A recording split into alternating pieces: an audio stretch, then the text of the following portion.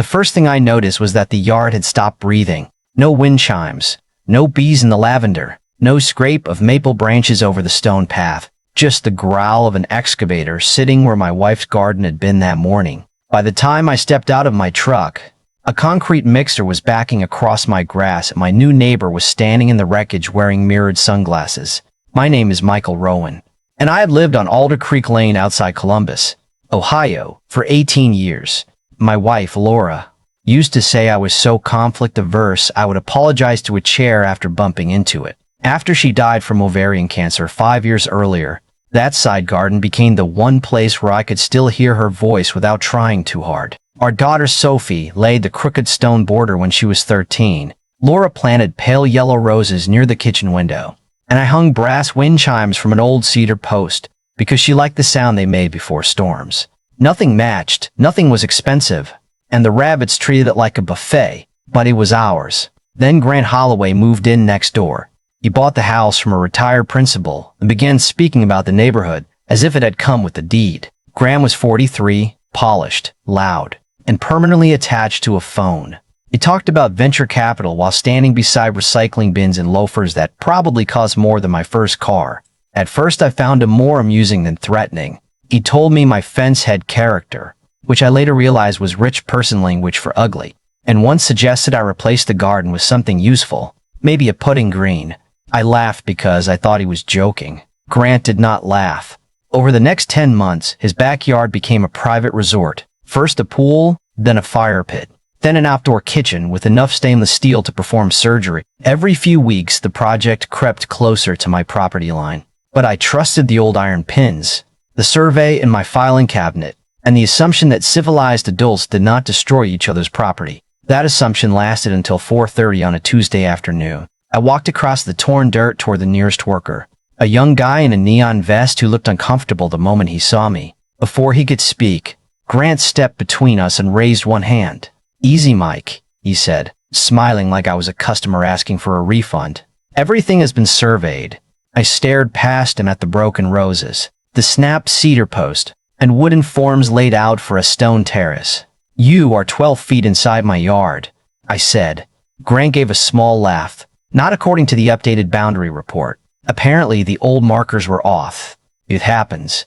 I looked at the excavator bucket resting on the stone border Sophie had built. "You tore out my wife's garden." His expression shifted, but not into guilt. It became patience, the way a banker looks at someone who does not understand interest rates. "Mike, come on. You're not doing anything with that strip. It was weeds and old flowers. When this is done, it will raise both our property values." Something inside me went very still. I'd spent years believing anger was dangerous, because anger had nowhere useful to go after Laura died. You could not argue with cancer or make it return what it took. So I had learned to swallow most things.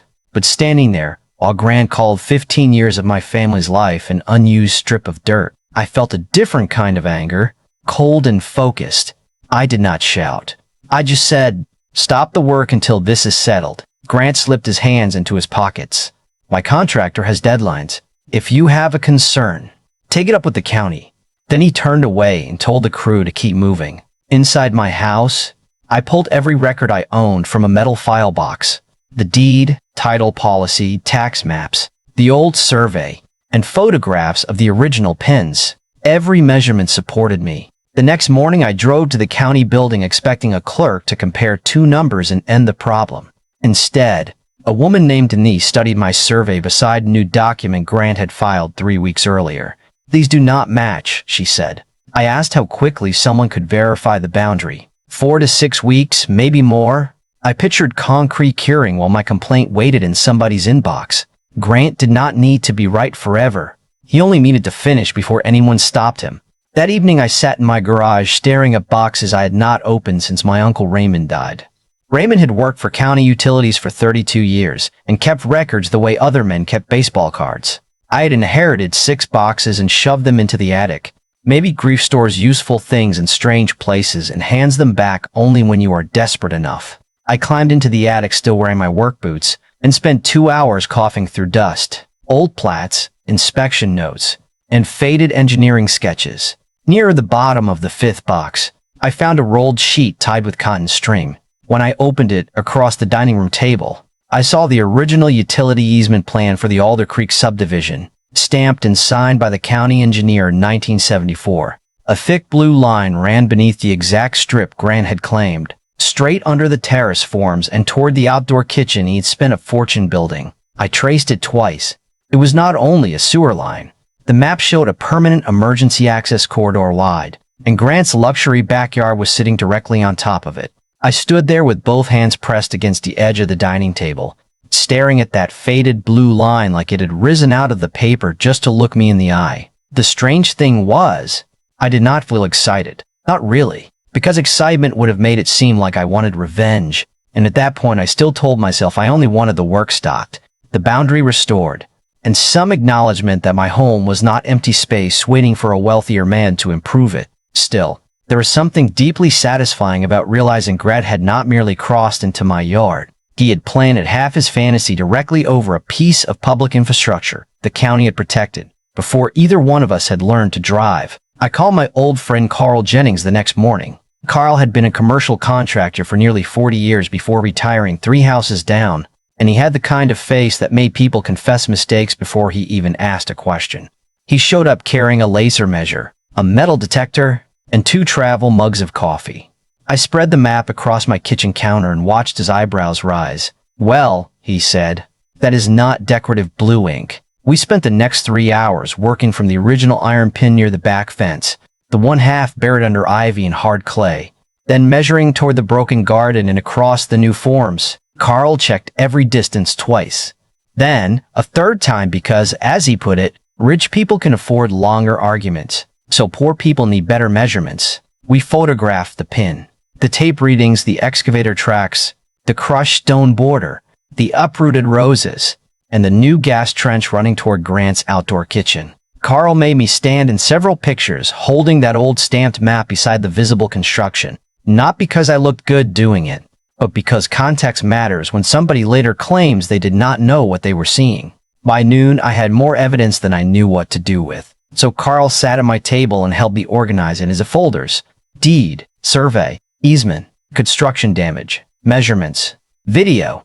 I called county utilities first, then public works, zoning, and building inspection. I kept my voice even, described only what I could prove, and avoided using words like theft, fraud, or corruption, even though several less polite words were lining up in my head asking for a turn. The woman at Public Works sounded distracted until I mentioned the stamped 1974 easement plan. Then her tone changed. "You have an original county engineering seal on that document?" she asked. "Yes. And you are saying permanent construction is being placed over the main sewer corridor?" "Yes." There was a pause. Then I heard keys clicking. "Email everything now," she said. "Do not alter the site and do not confront the contractor. We will review it immediately." That last part made me laugh after the call ended, because the county was warning me not to alter a site that had already been altered with an excavator. But I understood what she meant. From that moment on, the dirt, the broken plants, and the fresh concrete forms were no longer just damage. They were evidence. Less than 2 hours later, I received the message confirming an inspection for Monday morning. Grant came over Saturday afternoon while his crew was setting stone along the edge of the pool. He leaned against my mailbox like we were old friends discussing lawn fertilizer. "Heard you made a few calls," he said. I looked at him. "I did." He smiled. "I hope nobody filled your head with false hope. Property disputes get emotional, especially when people are attached to old things." There it was again, that soft little insult dressed up as concern. I glanced toward the empty patch where Laura's roses had been. "Old things can still have legal descriptions," I said. His smile tightened. "My lawyers reviewed the survey." "Your lawyers review sewer maps too?" I asked. That landed. He recovered quickly, but not quickly enough. For 1 second his face went blank, and I knew he had no idea what lay beneath the stone he had been so eager to claim. "What sewer map?" he asked. I shrugged. "The county can explain it Monday." Grant laughed too loudly and too late. "You are making this bigger than it needs to be." "No," I said, looking directly at him. "You made it bigger than it was when you brought heavy equipment into my yard." He pushed away from the mailbox and walked back toward his property. But halfway there he stopped to call someone. And even from a distance I could tell the conversation was not pleasant. Monday arrived under a low gray sky with a cold drizzle that made the entire neighborhood look like it was waiting for bad news. At 8:20, 3 county vehicles pulled onto Alder Creek Lane, followed by a public works truck carrying survey equipment. Curtains moved in nearly every house.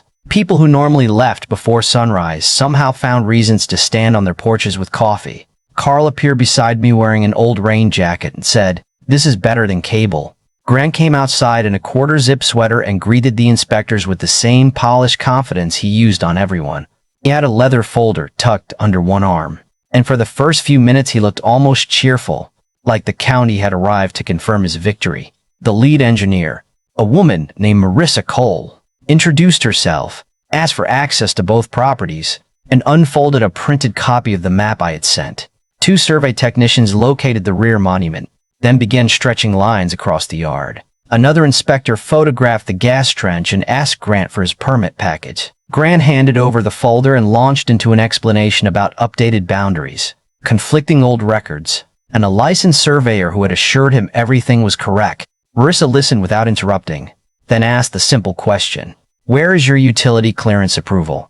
Grant blinked. "My what?" "Utility clearance for permanent structures inside the recorded access corridor. My contractor handled all permits." She turned to the contractor, a broad-shouldered man named Victor who suddenly became very interested in the mud on his boots. Victor said the permit drawings did not show an active easement in that location. Marissa held up the old plan. "It has been active since 1974. The next 15 minutes were quiet, almost painfully quiet. Tape measures stretched. Orange paint appeared across the new terrace.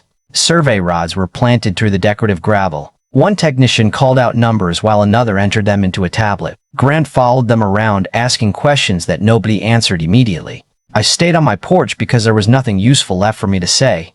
The map was speaking. The measurements were answering. And for the first time since I had come home to find my garden destroyed, Grant had to listen. Around 9:30, Marissa asked him to step aside. I could not hear every word, but I caught enough. Unauthorized permanent structure, protected sewer corridor, water access conflict. Stop work effective immediately. Grant pointed toward my house, then toward the old iron pin, then back at his plans. Marissa shook her head and handed him a red notice. A second inspector taped another notice to the outdoor kitchen frame. The saws stopped. The mixer shut down. Workers began gathering tools with the weary silence of men who had seen money outrun common sense before. Victor walked over to me while his crew loaded equipment. "I am sorry about the garden," he said. "We were given a site plan." "I believe you," I told him. He nodded toward Grant. He pushed hard to expand this side. Said the neighbor was not using it. Hearing my own anger repeated in someone else's voice made it feel heavier. By late morning, the inspection widened. The gas line sat too close to the water corridor.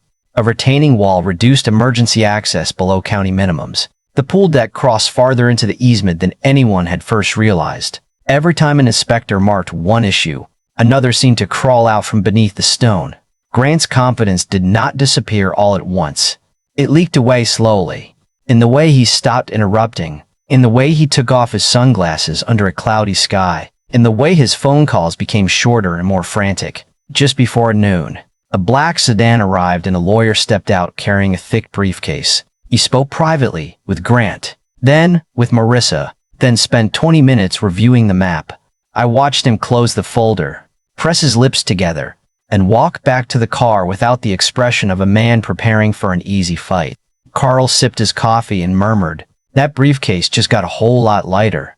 By 1 o'clock, the county had suspended the active permits pending a full engineering review, and the work site looked abandoned. Red notices flapped in the drizzle over half-finished stone, open trenches, and expensive appliances still wrapped in plastic. Grant stood alone near the pool, staring at the orange lines that cut through his backyard like a judgment. I should have felt victorious, but when I looked at the mud where Laura's roses used to be, victory was not the word that came to mind. Relief, maybe, and something colder underneath it, because I had stopped the construction. But stopping damage is not the same as undoing it, and I had a feeling the county had only uncovered the first layer of what Grant Holloway had built without bothering to understand. The full engineering review took 11 days, and during those 11 days Grant hired a second survey company, a land use attorney, and an engineer who normally worked on commercial developments, which told me two things. First, he finally understood how serious the problem was. And second, he was still hoping money could purchase a different answer. It could not. The county records show the sewer corridor had been recorded in 1974. The water access strip had been updated in 1986, and both restrictions followed the exact boundary line shown on my original survey. Grant's newer survey was not completely fabricated, but it relied on a digital parcel overlay that had been shifted several feet during a mapping update. And instead of confirming the physical monuments, the surveyor had treated the computer image like gospel. That mistake gave Grant exactly what he wanted to see, so he never asked another question. On a Thursday morning in early November, Marissa returned with 2 inspectors and delivered the final determination. The terrace had to be removed to have pour. Most of the outdoor kitchen had to come out. A section of the pool deck had to be cut back. The gas line had to be relocated, and the entire side yard had to remain clear for utility access. The county also required Grant to repair the damage on my property and pay for an independent restoration plan. When Marissa finished reading the order, Grant stood beside the unfinished fire pit with his jaw clenched so tightly I could see the muscles moving. "You are telling me I have to tear out almost the entire project," he said. Marissa did not raise her voice. "I am telling you that you build permanent structures over protected public infrastructure and across a verified private boundary. Those structures cannot remain." Grant pointed toward me. "This whole thing started because he is sentimental about some flowers." I felt Carl shift beside me, ready to say something, but I stepped forward first. "No, Grant. This started because you believe wanting something made it yours." For once, he had no clever response. The demolition estimate came in at just over $180,000. But that was only the beginning. Redesign fees, legal costs, permit penalties, utility inspections, reconstruction, and a landscaping restoration pushed the total closer to $340,000. The same excavator that had crushed Laura's roses returned 3 weeks later, except now it rolled into Grant's yard under county supervision. There was something almost unreal about watching workers break apart custom stone that had been installed less than a month earlier. The hydraulic hammer struck the terrace again and again, each blow echoing between the houses. And every time a slab cracked, another piece of Grant's private resort disappeared into a dumpster. I thought I would enjoy it more than I did. I had imagined some clean feeling of justice, maybe even satisfaction. But real consequences are messier than that. I watched expensive materials turn into rubble and found myself thinking about how easily the entire thing could have been avoided with one conversation, one honest survey, or one moment of humility. About halfway through the demolition, Grant walked over to the property line. He was not wearing sunglasses, and he looked older than he had a month earlier. For a few seconds, he said nothing. Then he glanced toward the bare patch beside my house and said, "I should have talked to you before I started." "Yeah," I said, "you should have." He nodded, staring at the mud. "The survey company told me the strip was mine. I wanted the larger layout, and I guess I stopped asking questions when somebody gave me the answer I wanted."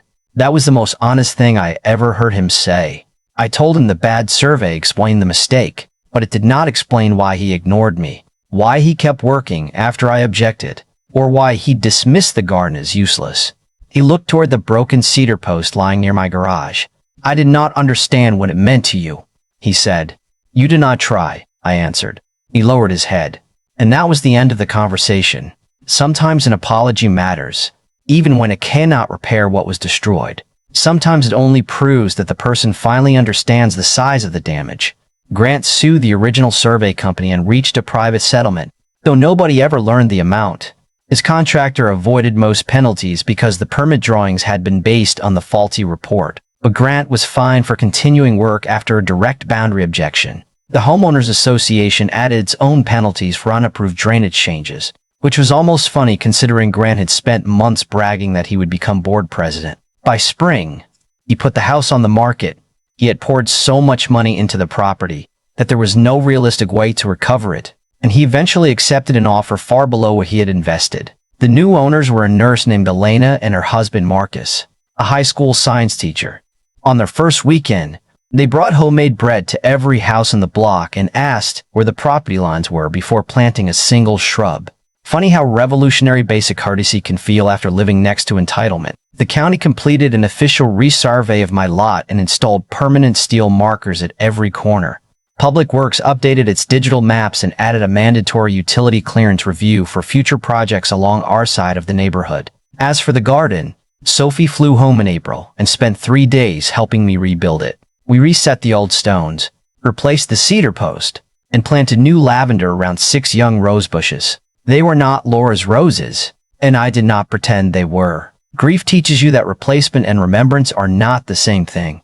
Still, when the first yellow bloom opened in June, I stood there longer than I cared to admit. The wind moved through the new brass chime Sophie had bought, and for one quiet moment the yard sounded like itself again.